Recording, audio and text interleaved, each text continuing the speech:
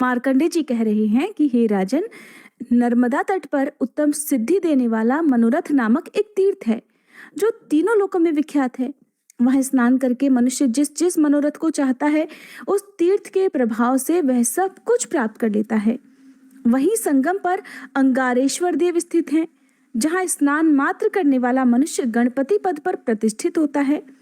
पाप बड़े ही कड़वे और अत्यंत दुख देने वाले होते हैं, इसलिए पाप कभी नहीं करना चाहिए। जिस देश काल में और जैसी आयु के द्वारा मनुष्य शुभाशुभ कर्म करता है वह उसी प्रकार उसे भोगना पड़ता है। इसलिए अपनी शक्ति के अनुसार याचक को निरंतर दान देना चाहिए।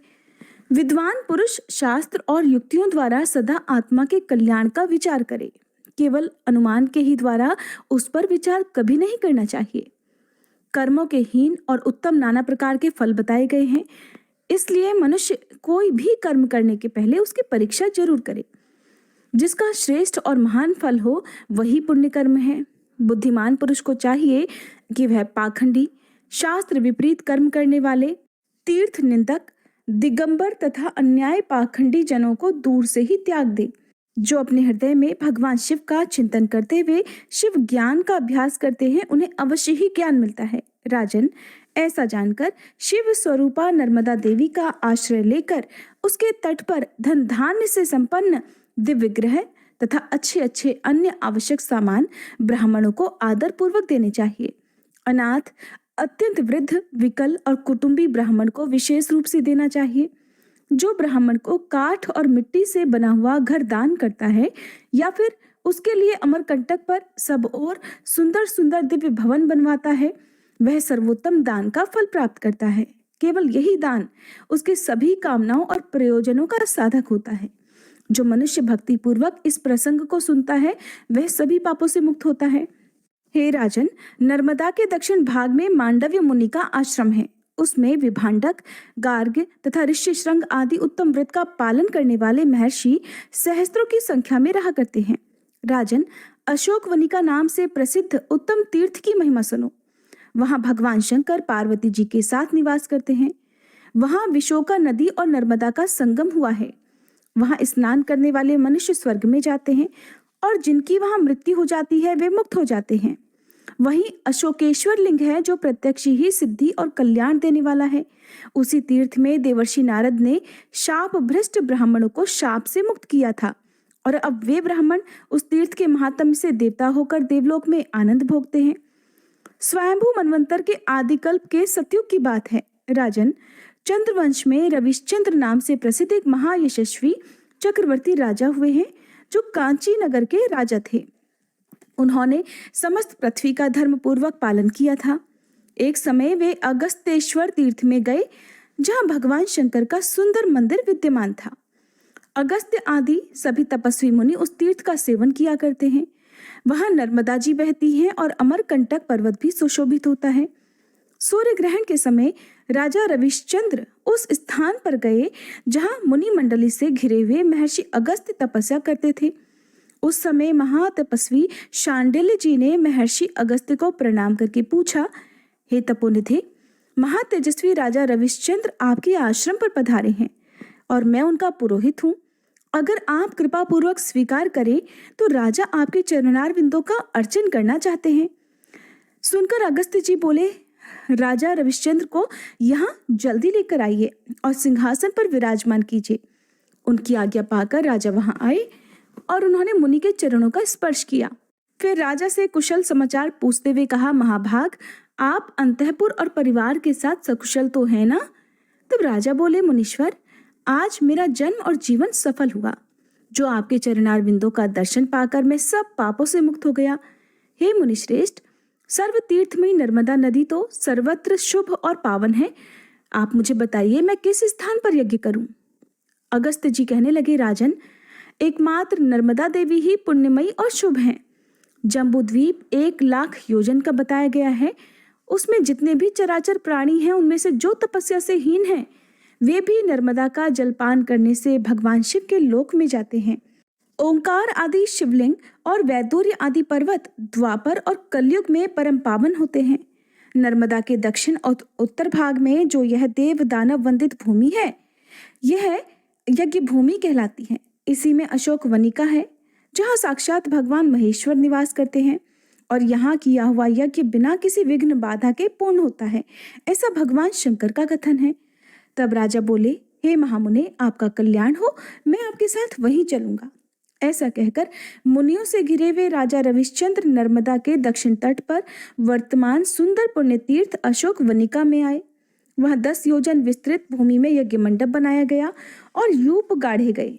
उस मंडप के सभी द्वार और स्तंभ मणि माणिक्य और रत्नों की राशि से शोभा पा रहे थे। विश्वामित्र, भरद्वाज, कश्यप, भार्गव, ब्रह्मदृश्य, लोमश या दूसरे श्रेष्ठ महर्षि उस यज्ञ में सम्मिलित हुए। प्रचुर दक्षिणा पाने वाले ब्राह्मणों ने यज्ञ प्रारंभ किया। सब देवता बड़े प्रसन्न और तृप्त हुए। इसी समय महान क्रोधी दुर्वासा जी, यमराज, चित्रगुप्त, काल और मृत्यु भी आए। उस यज्ञ में उनके लिए कोई भाग नहीं दिया गया था। ये देखकर वे सभी क्रोधित हो गए। उन सबको रुष्ट और क्रोधित देखकर राजा रविश्चंद्र कहने लगे कि यज्ञ के समय कोई भी मनुष्य अगर आ जाए तो वह 4 भुजाधारी भगवान विष्णु के समान पूजनीय होता है। आप लोगों को भी मैं अभीष्ट वस्तु दूंगा, इसलिए आप प्रसन्न हो जाइए। तब राजा के द्वारा अर्घ्य पाद्य आदि देकर प्रसन्न कराए जाने पर वे सभी मुनि संतुष्ट हुए। उस समय दुर्वासा जी कहने लगे, राजन, पूर्व काल में जटा और वल्कल धारण करने वाले तपस्वी लोग नेपाल में देवताओं के देवता भगवान पशुपति की भक्ति भाव से पूजा किया करते थे, परंतु उनके साथ उन्होंने पार्वती जी की पूजा नहीं की। इसलिए पार्वती जी ने उन ब्राह्मणों को शाप दिया कि तुम लोग 1 सहस्त्र वर्षों तक कुत्ते की योनि में रहोगे।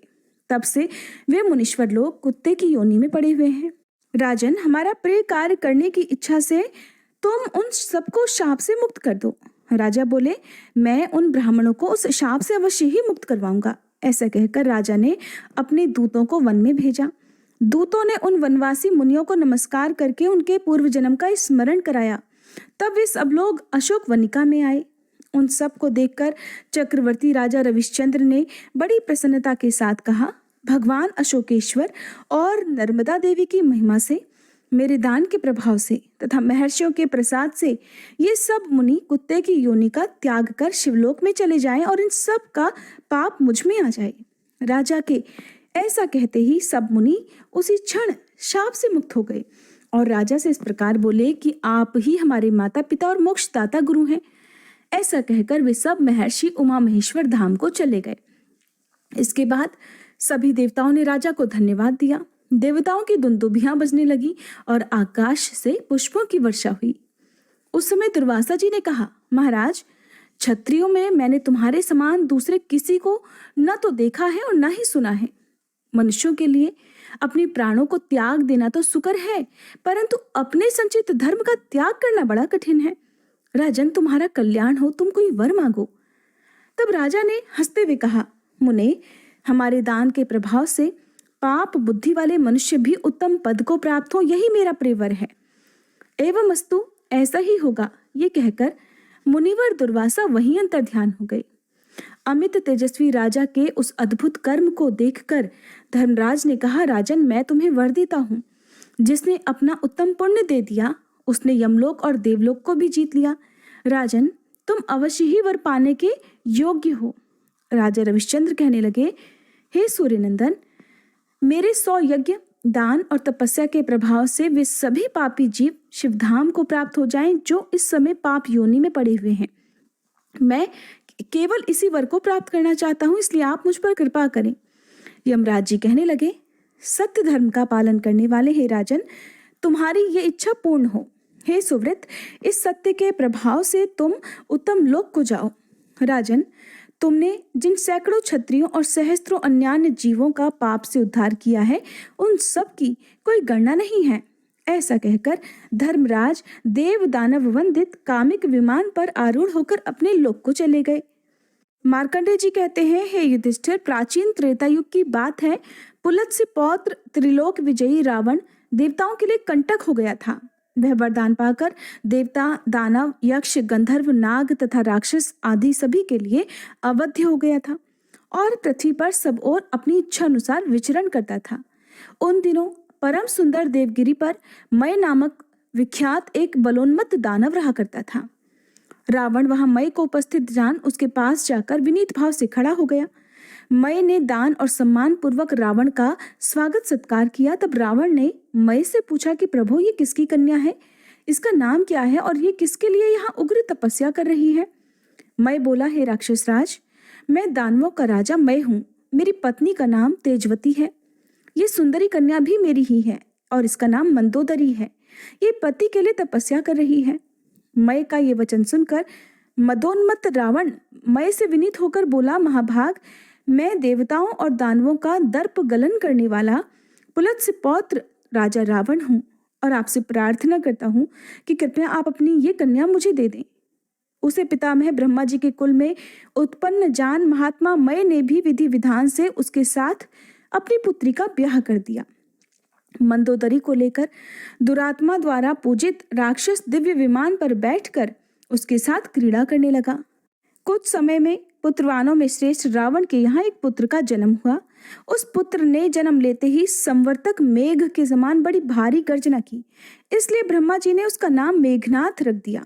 मेघनाथ ने बड़े होने पर उत्तम व्रत का आश्रय लिया और उमा सहित देवेश्वर भगवान शंकर की आराधना प्रारंभ कर दी। वह विधि पूर्वक व्रत, नियम, दान, होम, जप और दिव्य कच्छ चांद्रायण आदि व्रतों द्वारा अपने शरीर को कष्ट देने लगा। एक दिन मेघनाथ कैलाश पर्वत पर गया और वहां से एक शिवलिंग लेकर दक्षिण दिशा की ओर लौट पड़ा। नर्मदा के किनारे पहुंचने पर उसने उस लिंग को एक स्थान पर रख दिया और स्नान करके महादेव जी का पूजन किया। फिर अपना जप पूरा करके जब वह लंका में जाने को तत्पर हुआ, तब उसने वहां पड़े हुए एक अन्य शिवलिंग को बाएं हाथ से उठाया। इस प्रकार जब वह पहले वाले और दूसरे शिवलिंग को भक्तिपूर्वक वहां से ले जाने लगा, तब महादेव जी का वह शिवलिंग नर्मदा जी के जल में गिर पड़ा और दूसरा भी नर्मदा के उत्तर तट पर गिर गया। जो नर्मदा के उत्तर तट पर गिरा वह शोभायमान लिंग वहां मेघनादेश्वर के नाम से विख्यात हुआ और जो जल के अंदर गिरा उसका नाम मध्यमेश्वर हुआ। मेघनाद उस लिंग को उठाना चाहता था लेकिन सफल नहीं हुआ।